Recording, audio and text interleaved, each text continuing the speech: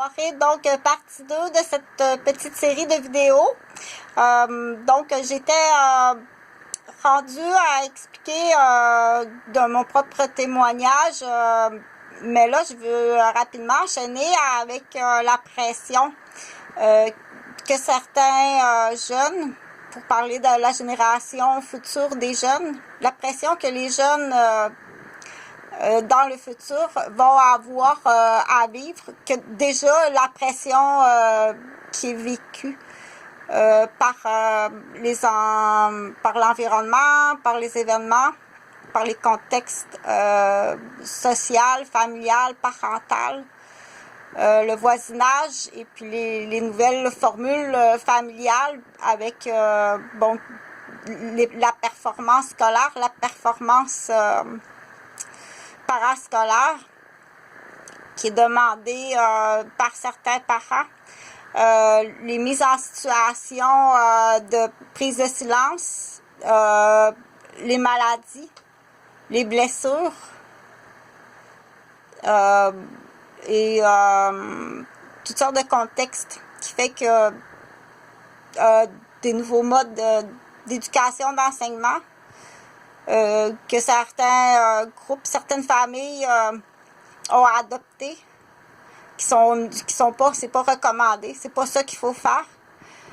Pour certaines personnes, là, rapidement, je le fais comme ça, improvisé, là, c'est pas un texte écrit, préparé d'avance.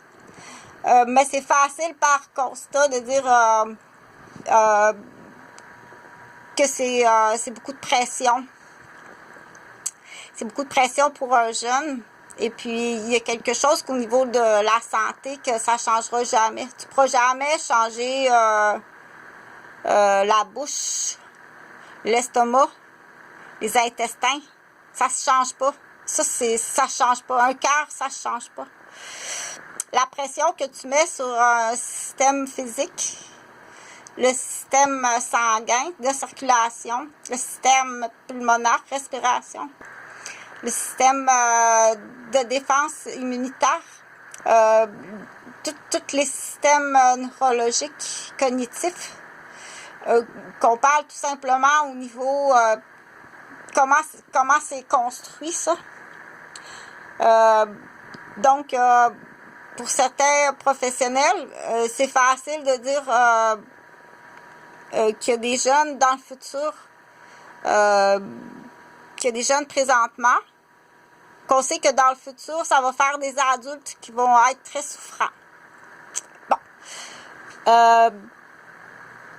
Suite à ça, ce que je voulais surtout exprimer, c'est mon opinion, c'est qu'il y aura toujours des spectateurs extérieurs qui vont voir ça, puis qui vont abuser de la situation. Il y aura toujours des spectateurs extérieurs qui vont abuser, soit monétairement, soit physiquement, soit de services de bonté, ou de services sexuels, ou de services immobiliers, qui vont voir ça de l'extérieur, puis qui vont profiter de ça. Ne serait-ce que là, je parle de la pression, mais là, si en plus on rajoute des blessures, si on rajoute des maladies, si on rajoute des infections, si on rajoute des syndromes de base, si on rajoute des particularités au niveau des chromosomes, dans l'objectif de cette vidéo-là, c'est de dire qu'au niveau professionnel, médical, il faut faire affaire avec des personnes compétentes. Écoute pas les chimères Pierre Jean-Jacques ou Nathalie Sylvie Chantal. Il faut tout le temps faire affaire à des professionnels. Et c'est là qu'on dit vis-à-vis de l'incompétence. Là, c'est sûr que si on arrive aux professionnels, puis on fait face à l'incompétence, ou pire, on fait face à un professionnel qui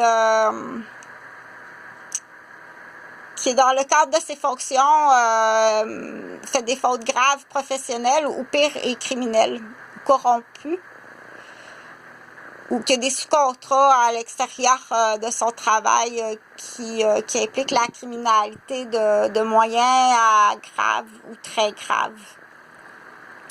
Donc, pour faire ça, de faire perdre patience à quelqu'un ou faire une escalade ou jouer dans la patience de quelqu'un quand on parle de disparition d'enfants, quand on parle de maltraitance des aînés, de menaces sur la famille, sur nos enfants ou sur un centre de la petite enfance, que quand on donne des rapports et que les rapports sont dispersés, c'est facile à comprendre que c'est des sous-contrats. Que j'arrive à la conclusion que je suis vraiment inquiète pour le futur de vos enfants au Québec. Je connais pas de Québécois, je connais pas d'hommes québécois honnêtes. Il faut travailler ce qu'on appelle sur la prévention. C'est que tout petit. Fais pas d'erreur. Il faut pas faire d'erreur. Tout petit. Déjà, il est trop tard. Il est déjà trop tard. T'as déjà un groupe qui est rattaché à toi pour ton futur. Ton futur est déjà gâché.